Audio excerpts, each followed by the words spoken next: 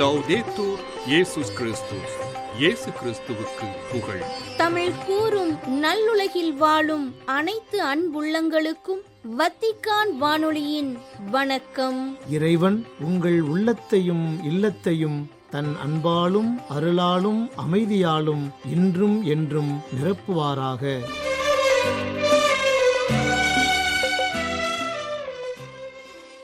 அன்பு நேயர்களே, வத்திக்கான் வானொலி இன்று உங்களுக்கு வழங்க இருப்பவை தடம் தந்த தகைமை மற்றும் பல் சுவை.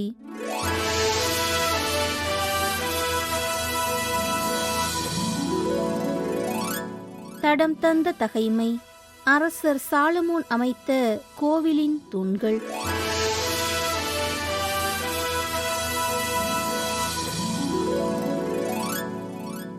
அரசர் சாலமோன் ஆண்டவரின் கோவில் கட்ட அமைத்த இரண்டாவது கெருபின் அளவும் ஓர் இறக்கையின் நீளம் 5 முழமாக இருந்தது. அவ்விறக்கை கோவிலின் சுவரை தொட்டு கொண்டிருந்தது. அதன் மறு இறக்கையும் 5 முழமே. அது மற்ற கெருபின் இறக்கையை தொட்டு கொண்டிருந்தது. இவ்வாறு அகன்று விரிந்திருந்த அந்த கெருபுகளுடைய இறக்கைகளின் மொத்த நீளம் 20 முழம். அவை தம் கால்களை ஊன்றி நின்று கொண்டிருந்தன. அவை கோவிலின் மையப்பகுதியை நோக்கிய வண்ணமாயிருந்தன.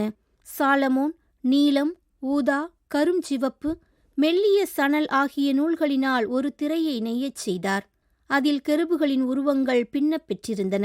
கோவிலுக்கு முன்பாக 25 முழம் உயரமான 2 தூண்களைச் செய்தார். அவற்றின் உச்சியிலிருந்த போதிகைகளின் உயரம் 5 முழம்.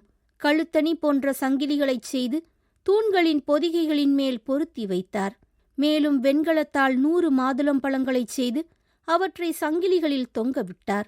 அந்த தூண்களை கோவில் முன்பாக வலப்பக்கத்திலும் இடப்பக்கத்திலுமாக நாட்டினார்.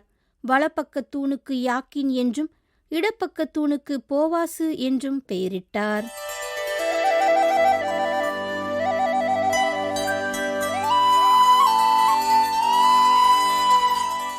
பல் சுவை. இவ்வாற புனிதர்கள்: புனித அகுஸ்தின்,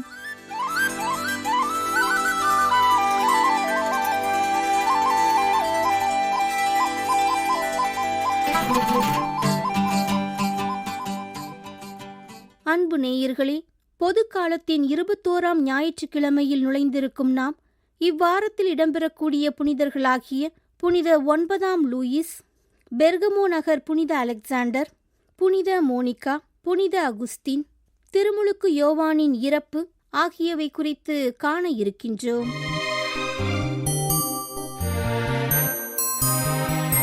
நெஞ்சுக்குள்ளே நெஞ்சுக்குள்ளே நீ இல்லாத நெஞ்சுக்குள்ளே, நீ இல்லாத நெஞ்சுக்குள்ளே என்ன சுகம், ஏது சுகம், நீ இல்லாத நெஞ்சுக்குள்ளே, நீ இல்லாத நெஞ்சுக்குள்ளே.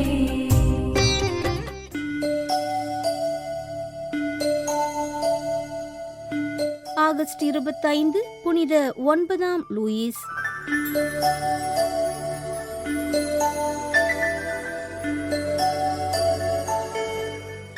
லூயிஸ் ஓர் அரச குடும்பத்தில் பிறந்தவர்.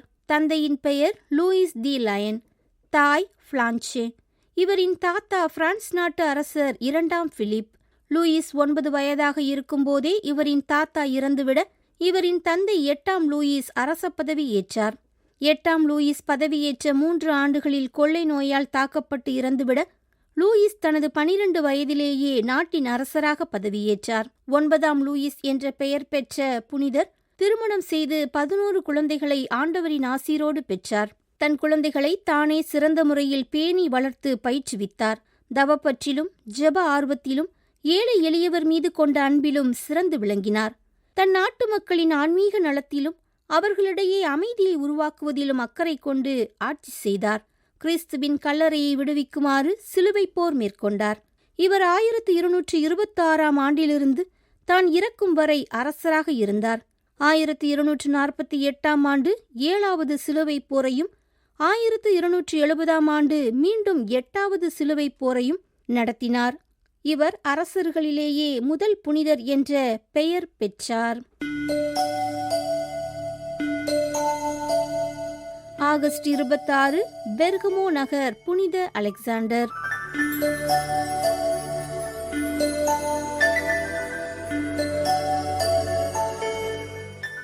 ரோமையை ஆண்டு வந்த தியோக்ளேசியன் என்பவனுடைய படையில் போர் வீரராக 100 தலைவராக பணிபுரிந்து வந்தார் புனித அலெக்சாண்டர். அக்காலத்தில் ரோமை ஆண்டு வந்த மன்னர்களால் கிறிஸ்தவர்களுக்கு எதிரான வன்முறைகள் தொடர்ந்து கட்டவிழ்த்து விடப்பட்டன. இதனால் கிறிஸ்தவர்கள் பலவாறாக துன்புறுத்தப்பட்டு கொலை செய்யப்பட்டார்கள். இந்நிலையில் ரோமையை ஆண்டு வந்த தியோக்ளேசியன் என்ற மன்னன் தனக்கு கீழ் பணிபுரிந்து வந்த அலெக்சாண்டரிடம் கிறிஸ்துவை பின்பற்றுபவர்களை கூண்டோடு அழிக்குமாறு கட்டளை பிறப்பித்தான். இதற்கு அவர் மறுப்பு தெரிவிக்க ஏன் என்று கேட்டபொழுது, நான் நம்பிக்கை கொண்டிருக்கும் கிறிஸ்துவின் மீது நம்பிக்கை கொண்டிருக்கும் யாரையும் நான் துன்புறுத்துவதில்லை என்று உறுதியாகச் சொன்னார். இதனால் வெகுண்டெழுந்த மன்னன் கிபி 303 ஆண்டு இவரை கொலை செய்தான். இவர் பெர்கமோ நகரின் பாதுகாவலராக இருக்கின்றார்.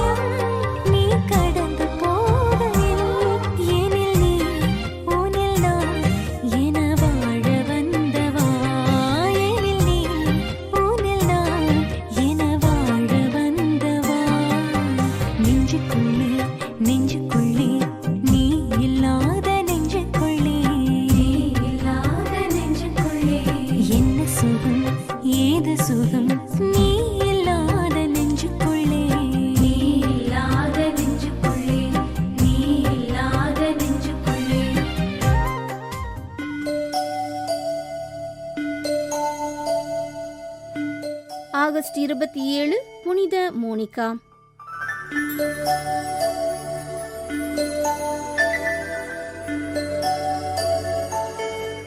ஹிப்போவின் மோனிகா என்று அறியப்படும் புனித மோனிகா ஆதி கிறிஸ்தவரும் புனிதரும் ஆவார். மோனிகா என்ற பெயரிலிருந்து அவர் பெர்பர் இனத்தவர் என்று நம்பப்படுகிறது. இளம் வயதிலேயே பெட்ரீஷியஸ் எனும் ரோம பெகேனியருக்கு திருமணம் செய்து வைக்கப்பட்டார். பெட்ரீசியஸ் அல்ஜீரியாவில் அரசு சார்ந்த பதவி வகித்து வர வன்முறை, கோபம் போன்ற குணங்களை தன்னகத்தே கொண்டிருந்ததோடு ஒழுங்கீன பழக்க வழக்கங்கள் கொண்டவராகவும் இருந்தார். இதனால் கிறிஸ்தவரான மோனிகாவின் மனவாழ்வு அமைதியின்றி இருந்தது. மோனிகாவின் உதாரண குணம், செயல்பாடுகள், ஜெப பழக்கங்கள் பேட்ரியஸுக்கு மிகுந்த கோபத்தை ஏற்படுத்தின. இருப்பினும் அவர் மோனிகாவை மரியாதையுடனேயே நடத்தினார். இவர்களுக்கு 3 குழந்தைகள் பிறந்தனர். மூத்தவர் அகுஸ்தின், இரண்டாமவர் நவீஜியஸ், 3வது பெண் குழந்தை பெர்பெத்துவா. தன் கணவரின் அனுமதி கிடைக்காததால் இவர்களுக்கு மோனிகாவால் திருமுழுக்கு கொடுக்க இயலவில்லை. இளம் வயதில் அகுஸ்தின் நோய்வாய்ப்பட்ட பொழுது திருமுழுக்கு கொடுக்க இணங்கினாலும் உடல் நலம் தேறியதும் பெட்ரீஷியஸ் தனது மனதை மாற்றிக்கொண்டார். அகுஸ்தின் மடௌரஸ் நகருக்கு சென்று கல்வி கற்க அனுப்பப்பட்டார். அவ்வேளையில் தந்தை பெட்ரீஷியஸ் மனம் மாறி கிறிஸ்தவரானார். பெட்ரீஷியஸ் மனம் மாறிய சில நாட்களிலேயே இறந்துவிட தமது 17 வயதில் கார்தேஜ் நகருக்கு அணி இலக்கணம் கற்கச் சென்றார் அகுஸ்தின். அங்கு ஒழுக்கமற்ற வாழ்வை வாழத் தொடங்கிய அவர் மணிஜேசம் எனும் புதிய மதத்தை தழுவி தம் தாயாரை மனம் நோகச் செய்தார். மகனுடைய போக்கினால் வேதனையுற்ற மோனிகா கிறிஸ்தவ சமய தலைவராகிய புனித ஆயரிடம் சென்று ஆலோசனை கேட்டார். அவர் மோனிகாவிடம், இவ்வளவு கண்ணீர் வழிந்தோட காரணமாக இருந்த மகன் ஒரு நாள் மனம் திரும்புவார் என்று கூறிய சொற்கள் வரலாற்றில் சிறப்பு பெற்றவை. அகுஸ்தின் அன்றைய உலகின் கலாச்சார மையமாக இருந்த ரோம் நகருக்கு யாரிடமும் சொல்லாமல் பயணமாகிச் சென்றார். இதை அறிந்த மோனிகா மகனை தேடி ரோமுக்குச் செல்ல அகுஸ்தின் மிலான் திரும்பிவிட்டார். அங்கேயும் மோனிகா மகனை பின்தொடர்ந்தார். மிலான் நகர பேராயரான அம்ப்ரோஸால் மனமாற்றமடைந்த அகுஸ்தின் 17 வருட எதிர்ப்புக்கு பின் திருமுழுக்கு பெற்றார். அகுஸ்தின் எழுதிய சுயசரித நூலாகிய ஒப்புதல்கள் எனும் புத்தகத்தில் தம் இளமைக்கால அனுபவங்களையும் தாம் தவறான வழியில் சென்றதையும் தன் தாயின் இறை வேண்டுதலால் மனம் மாறியதையும் விரிவாக விளக்கியுள்ளார். இத்தாலி நாட்டை விட்டு ஆப்பிரிக்காவுக்கு பயணமாகச் செல்லுவதற்கு அகுஸ்தீனும் மோனிகாவும் ரோம் நகரின் துறைமுகமாகிய ஓஸ்தியா நகரில் காத்திருந்தபோது மோனிகா நோய்வாய்ப்பட்டு இறந்தார். ஓஸ்தியா நகரிலேயே அவர் அடக்கம் செய்யப்பட்டார். அவரது கல்லறை சிறிது காலம் கவனிப்பாரற்று கிடந்தாலும் 6ஆம் நூற்றாண்டில் மோனிகாவின் மீப்பொருட்கள் ஓஸ்தியாவில் புனித அவுரா என்பவர் கோவிலுக்கு கொண்டு செல்லப்பட்டு புனித அவுரா கல்லறை அருகே மோனிகா அடக்கம் செய்யப்பட்டார்.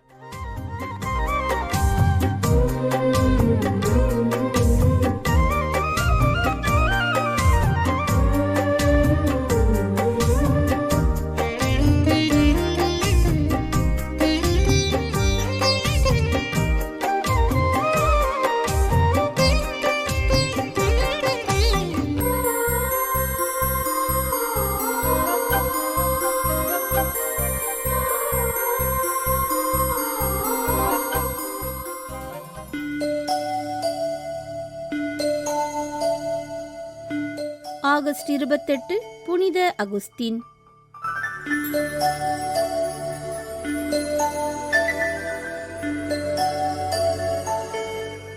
புனித ஹிப்போவின் அகுஸ்தீன் கத்தோலிக்க திரு அவையாலும் பிற கிறிஸ்தவ சபைகளாலும் பெரிதும் போற்றப்படுகின்ற தலை சிறந்த இறையியல் அறிஞராவார்.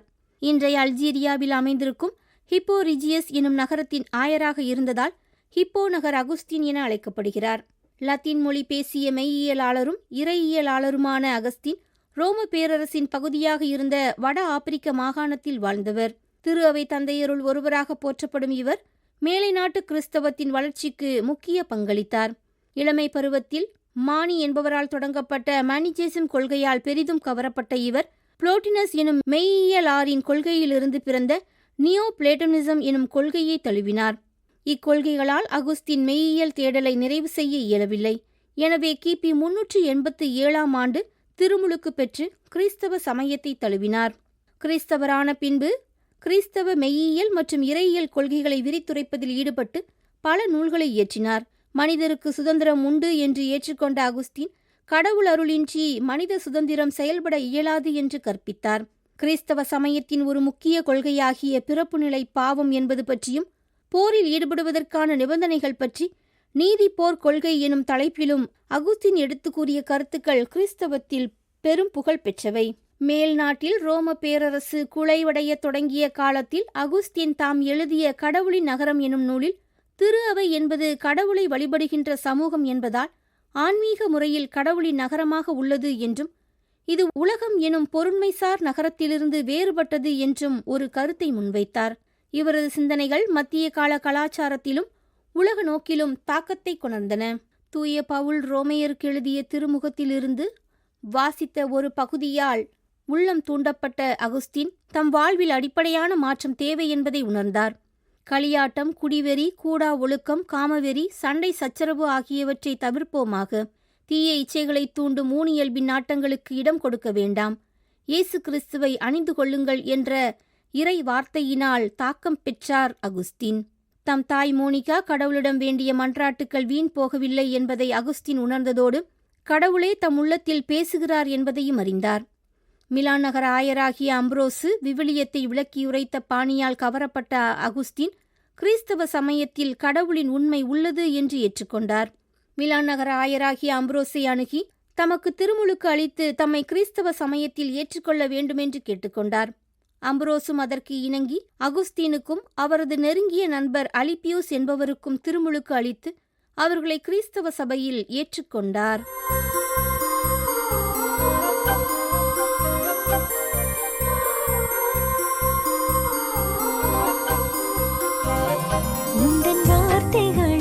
வாழ்வு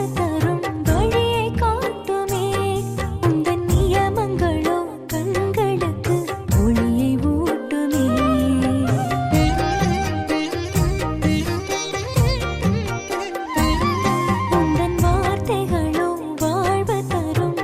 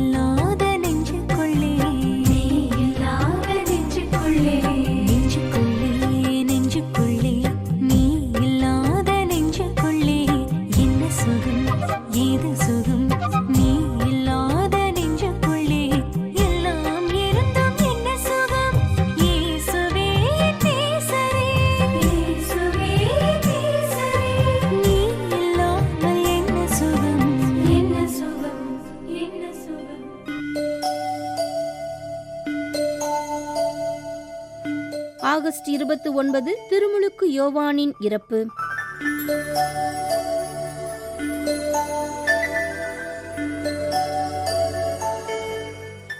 ஏரோது மன்னன் செய்த சத்தியமும் அவனுடைய மரியாதைக்குரிய ஆழமற்ற உணர்வும், ஒரு பெண்ணின் மயக்கும் நடனமும், ஒரு அரசியின் வெறுப்பு சூழ்ந்த இதயமும் இணைந்து திருமுழுக்கு யோவானின் மறை சாட்சிய வாழ்வுக்கு வழிகோலியது. திருமுழுக்கு யோவான் சாதாரண மக்களின் தவறுகளை மட்டுமன்றி அதிகாரத்திலும் பதவியிலும் இருந்தவர்களின் நெறிகேடான செயல்களையும் கடவுளின் பெயரால் கண்டித்தார். கலிலேயாவின் குறுநில அரசன் நபதேயா அரசன் அரைத்தாசின் மகளான தமது மனைவி பசேலியஸை விவாகரத்து செய்துவிட்டு தமது சகோதரன் முதலாம் ஹெராட் பிலிப்பின் மனைவி ஹெரோதியாவை மனைவியாக சேர்த்து கொண்டிருந்ததையும் யோவான் கண்டித்தார். ஏரோதியாவின் பொருட்டு ஆள் அனுப்பி யோவானை பிடித்து கட்டி சிறையில் அடைத்திருந்தான். இருப்பினும் யோவான் நேர்மையும் தூய்மையும் உள்ளவர் என்பதை அறிந்த அரசன் அவருக்கு பாதுகாப்பு அளித்து வந்தான். அவர் சொல்லை கேட்டு மிக குழப்பமுற்ற போதிலும் அவருக்கு மனமுவந்து செவிசாய்த்தான். இதனால் ஏரோதியா யோவான் மீது காழ்ப்புணர்வு கொண்டு அவரை கொலை செய்ய விரும்பி காத்திருக்கலானாள்.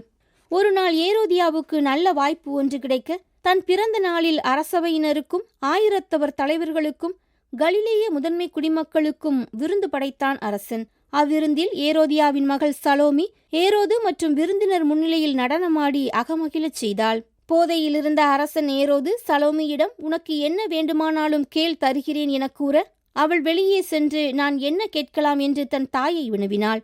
அவள், திருமுழுக்கு யோவானின் தலையை கேள் என்றாள். உடனே சிறுமி அரசனிடம் விரைந்து வந்து திருமுழுக்கு யோவானின் தலையை ஒரு தட்டில் வைத்து, இப்போதே எனக்கு கொடும் என்று கேட்டாள். இதை கேட்டு அதிர்ச்சியடைந்த அரசன் மிகவும் வருந்தினான். இருப்பினும் விருந்தினர் முன் தாம் உறுதியளித்ததை மறுக்க விரும்பவில்லை. தயக்கத்துடனேயே அரசன் ஒரு காவலனை அனுப்பி யோவானுடைய தலையை கொண்டு வருமாறு பணித்தான்.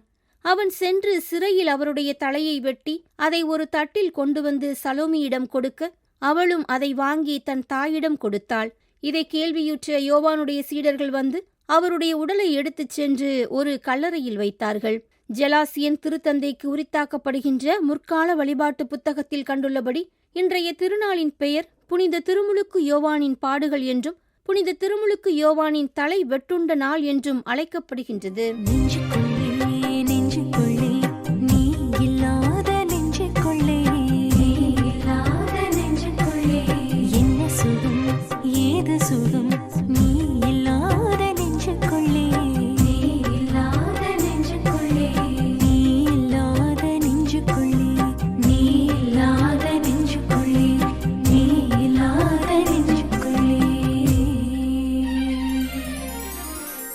இவ்வாறு புனிதர்கள் புனித அகுஸ்தீன் என்ற தலைப்பில் இன்றைய பல் சுவையினை உங்களுக்கு வழங்கியது வத்திக்கான் வானொலி.